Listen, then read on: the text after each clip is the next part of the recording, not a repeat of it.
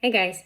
All right, so today we're going to be talking a little bit about positive thinking and self-talk because it's important. It's part of the process, it's part of the coaching, and we want to make sure that we're doing that. And so there's this article in the Mayo Clinic that talks about things that we can do to make it better if you're not already doing it. So what it says is positive thinking doesn't mean that you ignore life's less pleasant situations. Positive thinking just means that you can approach unpleasantness in a more positive and productive way. You think the best is going to happen, not the worst.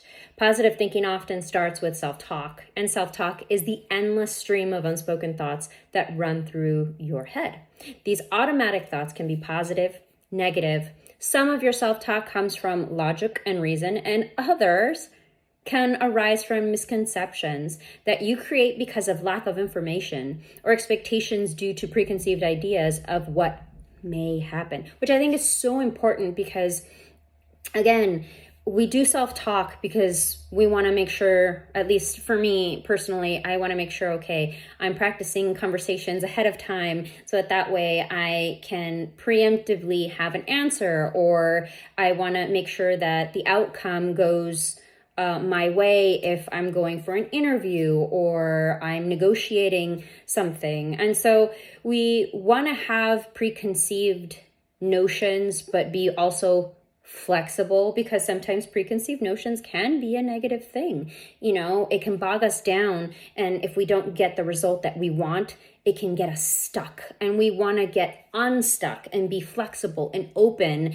to be able to have these present experiences in a positive way and make sure that they're productive. So some of the benefits of having positive thinking, according to the Mayo Clinic, again, it says increased lifespan, lower rates of depression, lower levels of distress and pain, which is really interesting, greater resistance to illness, better psychological and physical well-being, better heart health, and things like that. You have better coping skills during hardships and times of stress, which if we are in debt, yeah, we are having hardships. We're having lots of times of stress. So how is positive thinking going to help us? Well, first we have to identify it. How do we identify it? How do you know if you're doing positive thinking or positive self-talk or negative self-talk? Because it's very important to be able to identify it. So let's name a couple of the things. Filtering. Do you magnify the negative aspects of a situation and filter out all the positive ones? They have an example here. It says, you had a great day at work. You completed all your tasks ahead of time and were complimented for doing a speedy job and a thorough job. What an evening. You focus on your plan, on what you're going to do the next day, and forget about all the compliments you received and what do I got to do the next day? How about we sit and be a little bit in gratitude? That would be a little bit better, right? Being able to be focused on the next job is not necessarily a bad thing, but not being able to see what you have done and appreciate that and give yourself a pat on the back. There's nothing wrong with that. There, we need to adjust if there's no giving yourself a pat on the back, seeing where you are versus where you came from, being able to see that progress. You know, some people are so focused on, I gotta get there, gotta get there, gotta get there. They focus on that they forget all the progress that they made and be able to celebrate that progress. It's important to celebrate yourself. Another thing is, are you personalizing? When something bad occurs, you automatically blame yourself. They have an example. You hear that an evening out with the friends is canceled and you assume that the change in plans is because no one wants to be around you. Let's not personalize things, guys. Let's always assume the best of the people around us. And if they're bad people that you're hanging out with, how about we cut those ties or create boundaries so that way we are limiting, that bad stuff. Okay? Another thing is catastrophizing. You automatically anticipate the worst will happen. This happens a lot. And I feel like my husband has a saying, you plan for the worst, hope for the best, you meet in the middle, right? That's not catastrophic. Let's try that again. Catastrophizing. You are still hopeful, right? So catastrophizing would be you go to the drive-through, the coffee shops gets your order wrong, and you think that the rest of your day is going to be a complete disaster because of that one thing, right? So we still want to make sure that we're planning and making sure that we are, like, for example, having an emergency account, emergency savings. That's not catastrophizing. I'm trying to say it right here. That is you're planning for the worst, hoping for the best, meeting in the middle. You're preparing yourself just in case something happens, hoping that you won't have to need it, but just in case, right? Another thing is, are you blaming? Do you try to say someone else is responsible for the things that you do that are bad? Or good, I guess. If you avoid being responsible for your own thoughts and feelings, that's blaming, and that's not very healthy, and that's something that we definitely want to work on. Saying you should do something. I think the word should is, it's an inactive word. Here it says you think all the things that you think you should do and blame yourself for not doing them. The word should is an inactive word because I should work out.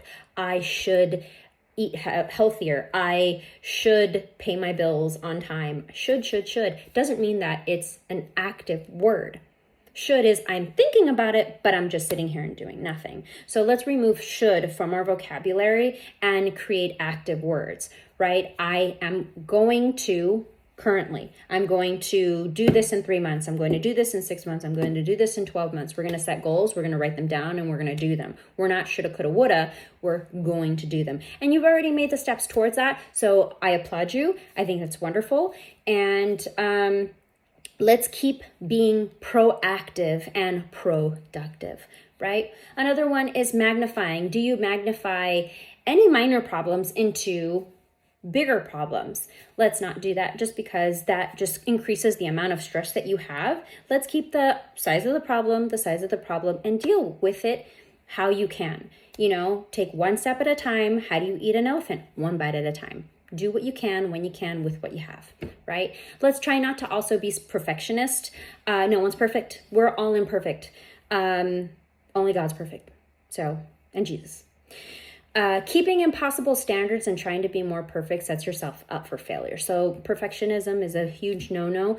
Remember, when we are doing things, like I've said in several times in all my coaching calls, usually, I will say we are not going to use the word failure. We're going to use the word experiment because we're experimenting on what works and what doesn't work. And if it doesn't work, that's okay. There's so many different avenues that we can go to be able to meet goals. It's not just one way fits all, right? There are so many different human beings in so many different situations, and not everything's going to work for the same person, and not everything's going to be exactly, one way. So perfectionism, let's throw it out. Polarizing is if you see things only as good or bad. Money, bad. No. The Bible says that money is a protection. Protection from what? Well, we can consider that in another video. But money can be good or bad depending on your viewpoint. It could be neutral. You know what I mean? So let's not use polarizing language or viewpoints because, that's also very negative self-talk. So the article says, focusing on positive thinking, you can learn to turn a negative thinking thought into a positive thought. The process is simple, but it does take time and practice, and you're creating a habit. So make sure that you're actively practicing this, right? So first thing that you want to do is identify the area that you need to change. If you want to become more optimistic and engage in more positive thinking, first identify where in your life you usually are negative. Check yourself periodically during the day and stop and think, was I negative today or was I more positive? And how can I change, right?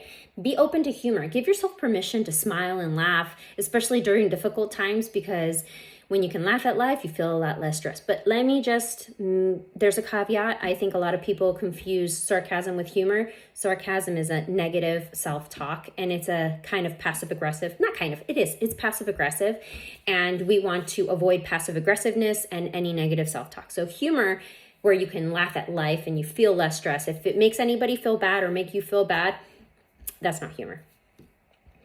Okay, so also following a healthy lifestyle, I think, because again, we're getting this from the Mayo Clinic, that it's going to affect your mind, your body, everything, right? So they say aim to exercise for about 30 minutes on most days. Doesn't say every day, on most days. And what most days means, that will be completely up to you.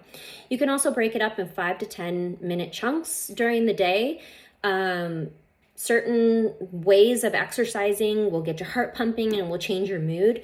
So you can learn different techniques to manage your stress during exercises as well. You can do breathing exercises. You can do like wall push-ups if you're not, a huge push-up person, or burpees, whatever you want.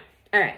Another one is surround yourself with positive people. Make sure that those in your life are positive and supportive people you can depend on, that will give you advice and feedback when you want it.